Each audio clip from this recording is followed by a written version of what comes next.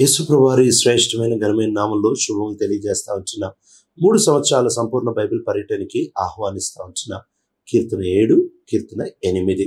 కీర్తన 7లో కూషు అనే బెన్యామీను గోత్రం వానికి తన యొక్క ఫిర్యాదును చూపిస్తూ ప్రభు దగ్గర పాడిన పాటగా 7వ కీర్తన మనం చూడొచ్చు. అయితే ఈ కూషు అనే వ్యక్తి ఎవరు అనేది పాత నిబంధనలో అంత స్పష్టత లేదు. అయితే చాలా మంది అభిప్రాయము కూషు అనే వ్యక్తి సౌలు తర్వాత బెన్యామీను గోత్రం యొక్క నాయకుడిగా, ఈయన దావీద్ని ఒక శత్రువుగా, దావీద్ని ఒక విరోధిగా చూసేవాడు. ఎందుకంటే దావీదు సౌలు యొక్క సింహాసనాన్ని, కిరీటాన్ని తీసుకుంటా వచ్చాడు. సౌలు యొక్క అంతస్తులో అభిష్టం అవుతా వచ్చాడు కనుక ఆయన ఈ యొక్క కీర్తనలో దావీదుకి విరోధంగా పోరాడుతున్నట్టు దావీదు రాస్తా ఉంటున్నాడు. ఈ కీర్తనలో ప్రాముఖ్యంగా మనం చూసినట్లయితే దావీదుకి విరోధంగా పోరాడుతూ ఈ వ్యక్తి చేస్తా ఉంటున్న పని 2వ వచనంలో వాళ్ళు నన్ను సింహం వలె ముక్కలు ముక్కలుగా చీల్చేస్తాను, నన్ను రక్షించడానికి ఎవరు లేరు అంటున్నాడు. అంటే ఇదేదో ఒక తటస్థగా వచ్చిన శోధన కాదు, కానీ చాలా విపరీతంగా దావీదు మీద పడతా వచ్చారు. చాలా విపరీతంగా దావీదుని చంపేయాలన్నట్టే దావీదు మీద పడతా వచ్చినట్టు మనం ఇక్కడ చూడొచ్చు. అయితే దావీదు ప్రభుకి మొర పెడతా వచ్చాడు. ప్రభుని తన యొక్క మొర వినమని, తన జీవితంలో తన మీద పడిన పరిస్థితుల్లో జోక్యం చేసుకోమని ఈయన ప్రభుని పిలుస్తా ఉంటున్నాడు. 3 కారణాలు బట్టి ప్రభుని జోక్యం చేసుకోమని ఆహ్వానిస్తూ ఉంటున్నాడు. మొదటి కారణం మొదటి 2 వచనాల్లో మనం చూడొచ్చు. ఈ మొదటి 2 వచనాల్లో దావీదు దేవుని కృపని ఆధారం చేసుకొని చెబుతా ఉంటున్నాడు. నేను నిస్సహాయ పరిస్థితిలో ఉన్నానయ్యా, నువ్వు గనక నాకు సహాయం చేయకపోతే నాకు ఇంకో దుఃఖే లేదు. నేను తునకలుగా వీళ్ళు నన్ను చేసేస్తారు, నేను బ్రతకలేను, నేను పోరాడలేను అంది. దావీదు పూర్తిగా కృప మీద ఆనుకొని, పూర్తిగా దేవుని కనికరం మీద ఆనుకొని ఆయన ప్రభువు దగ్గరికి ఈ పరిస్థితిని తీసుకొని పోతా ఉంటున్నాడు. రెండవది మనం చూసినట్లయితే 3వ వచనం నుంచి 5వ వచనం వరకు తన చేతుల యొక్క నిర్దోషత్వాన్ని, తన హృదయం యొక్క యథార్థతని ఆయన చెబుతా ఉంటున్నాడు. అంటే తన జీవితము ఏదో పైకి భక్తిగా కలిగి ఉండి జీవితముకి భక్తికి సంబంధం లేనట్టు బతకట్లేదు. మన జీవితాల్లో ప్రభు మనల్ని కూడా ఇలాంటి అనుభవంలోనికి తీసుకొని రావాలనుకుంటున్నాడు. మన భక్తికి మన బ్రతుకుకి సంబంధం ఉండాలి. చాలా మార్లు ఆత్మీయ కార్యక్రమాల్లో బాగుంటాం, అంటే ఆరాధన, ప్రార్థన, బల్ల, బైబిల్, మందిరం ఇవన్నీ బాగానే ఉంటాయి. కానీ బ్రతుకు జీవితంపై వీటి ప్రభావము అనేది చాలా ప్రాముఖ్యమైనవి. ఒకవేళ భక్తే గనక బ్రతుకు మీద ప్రభావం చూపించకపోతే ఆ భక్తి వ్యర్థమైనది. ఆ భక్తి కేవలము భుక్తి కోసమే, కానీ ఆ భక్తి వల్ల ఏమాత్రము లాభము లేదు. అందుకే దావీదు తాను చేస్తున్న ఈ ఆత్మీయ కార్యకలాపాలన్నిటితో పాటు తన జీవితంలో తన యొక్క యథార్థత గురించి కూడా ఆయన చాలా స్పష్టంగా ఇక్కడ ప్రస్తావించడం మనం చూడొచ్చు.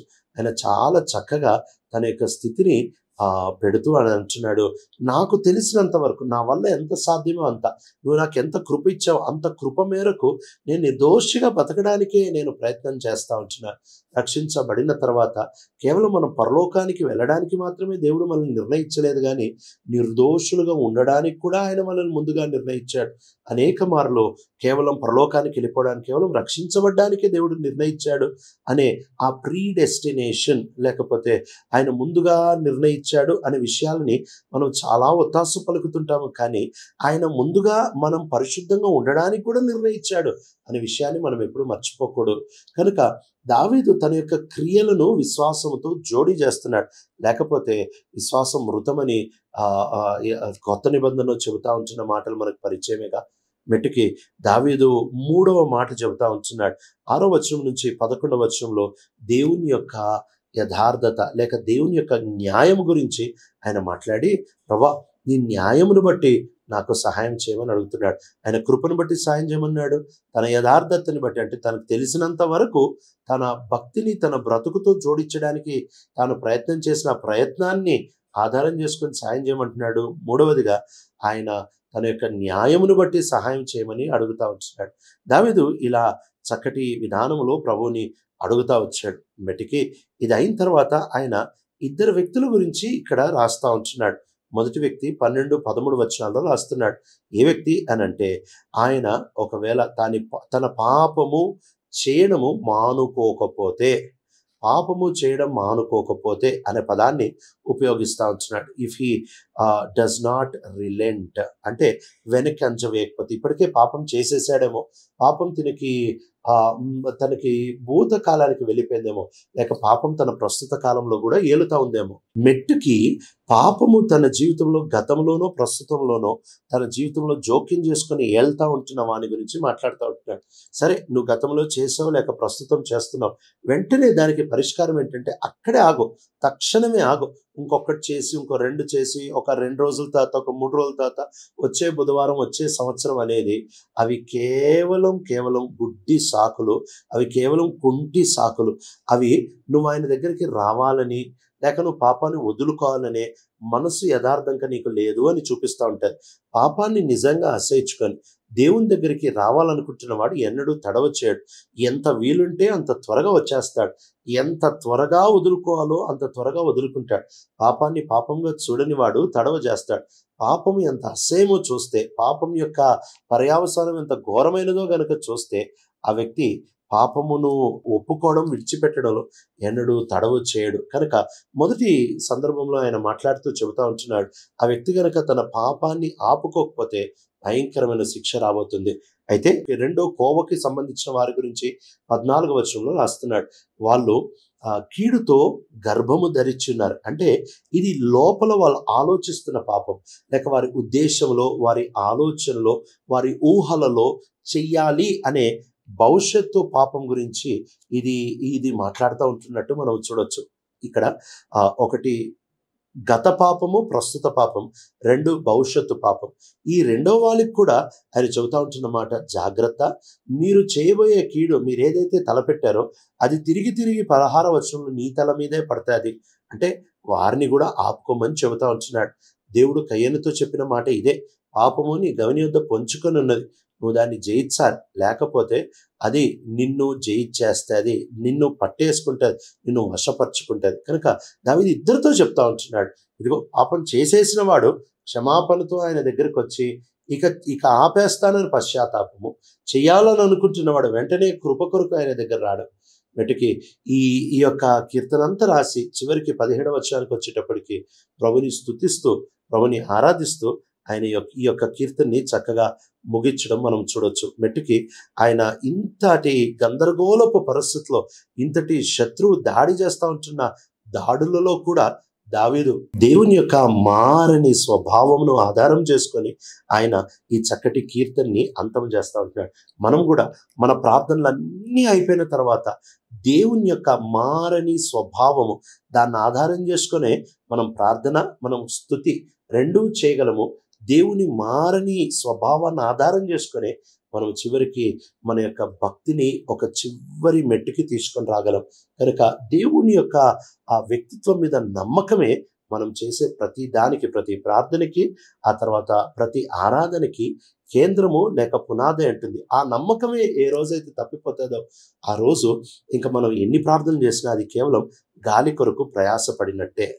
కీర్తన 8వ కీర్తనలో ఆయన 2 ప్రాముఖ్యమైన విషయాల కొరకే ప్రభుని ఆరాధిస్తా ఉంటున్నాడు. మొదటిది, ఆయన మొదటి వచనంలో అంటున్నాడు, ప్రభువా నీ మహిమ సృష్టిలో కనపడతా ఉంది, భూమి మీద, ఆ తర్వాత ఆకాశములో అని అంటున్నాడు. దేవుని యొక్క మహిమని ఆయన అంతరిక్షములో చూసి, సృజనాత్మకమైన శక్తి, ఆయన సృష్టిలో ఉంటున్న బలాన్ని చూసి ఆయన ప్రభుని కీర్తిస్తా ఉంటున్నాడు.